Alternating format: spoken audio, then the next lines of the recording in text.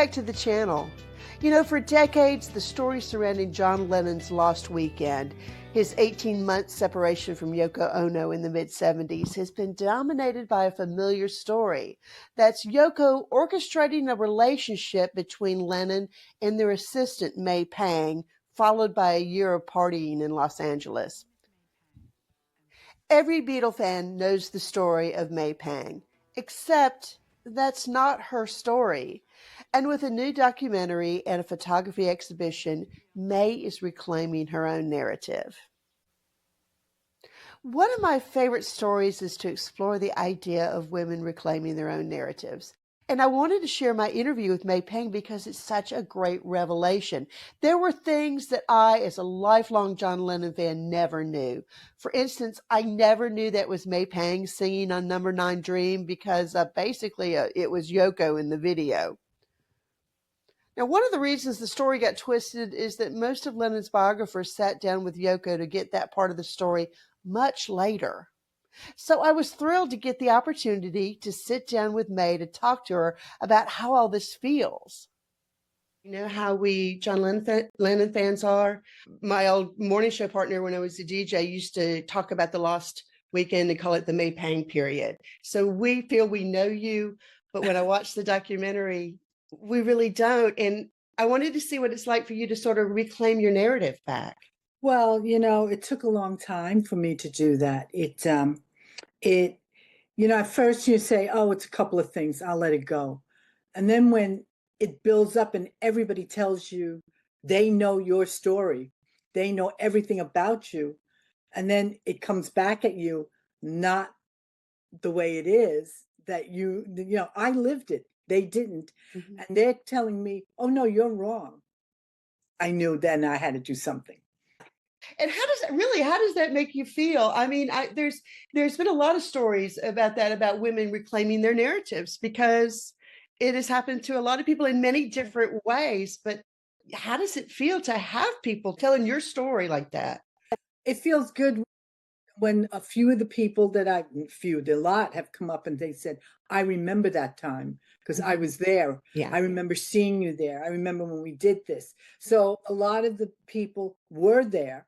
Mm-hmm. And I don't feel alone, but it is alone in a sense because I'm the only one that everybody's coming after. It's not them. They're part of that piece that's part of me. But it's me that everybody's talking about. Right. And but it feels good when I reclaim it, because it's about time.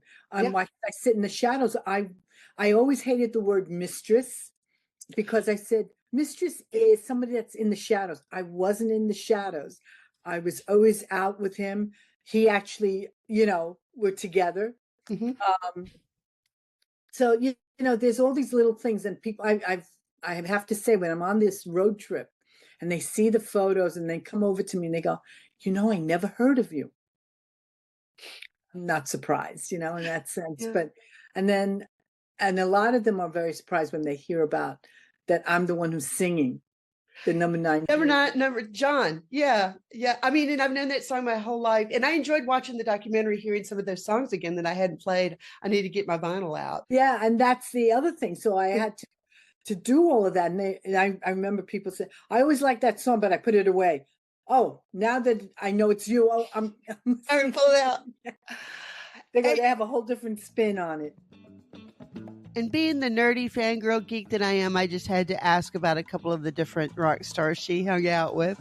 And I have to ask about music in that time period because I'm also a huge fan of David Bowie. And Liz Taylor made that introduction happen? Well, we did that. It was much later. This was closer down the line later on in 74. Mm-hmm. We were out in LA and we had heard that there was a party. Mm-hmm. And it was for Ricky Martin, not the Ricky Martin that everybody knows here, but the Ricky Martin that was Dean Martin's son. It was his 21st birthday, I believe, or 18th. I forgot whichever one. And I remember us walking in the door, and Elton was with us as well. And I remember just walking in the door, and Henry Mancini was there, and John in his smart aleck way goes, "Hey, Hank." and I'm like, oh my God.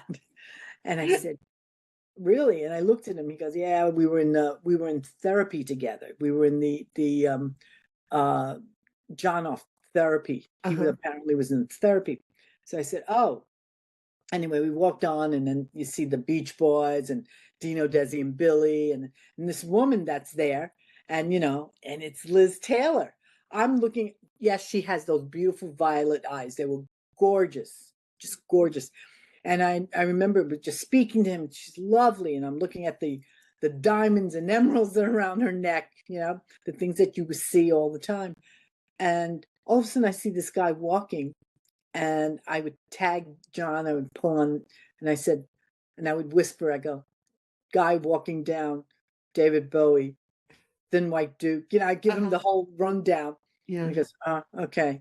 And so he comes in, and he goes over to Elizabeth, and, and goes, Liz, darling, and we're like, and I just look at John. John looked at me and says, oh, do you know David? That's how, David. And then he said, oh, no. And she introduces us and Elton, and the three of us are standing there. And she goes, oh, we talked for a few minutes. We gave each other phone numbers. And and John said, if you're ever in New York, give me a call. And we're sitting there. And then she goes, well, I'm leaving. And Miss Patel was there. She goes, okay. She goes, excuse me, I'm going to walk off with him. So, the two walk off together. And we've just been introduced to Bowie by Elizabeth Taylor. I mean, how what a great story. Really? I mean, this is Hollywood legend. This is Hollywood royalty. That woman was Hollywood royalty. I met a few that, because back then it was real Hollywood royalty. Yeah.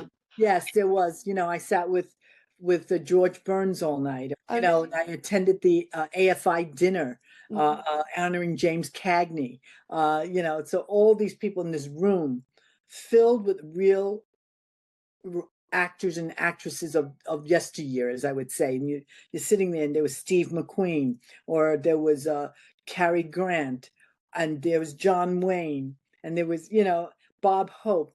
And the host that night was Old Blue Eyes himself, Frank Sinatra. So you're talking about, and there was the Governor Ronald Reagan, and yeah, it's so funny that you mentioned that, because it was one of those things that just randomly popped up on YouTube. So I watched it, and it was like the Academy Awards from that time period, the red carpet, which really wasn't even a red carpet then, but all those people. And I was sitting there thinking, there's just not movie stars like that. It's just not the same. I remember seeing Rona Barrett going by. Remember Rona Barrett?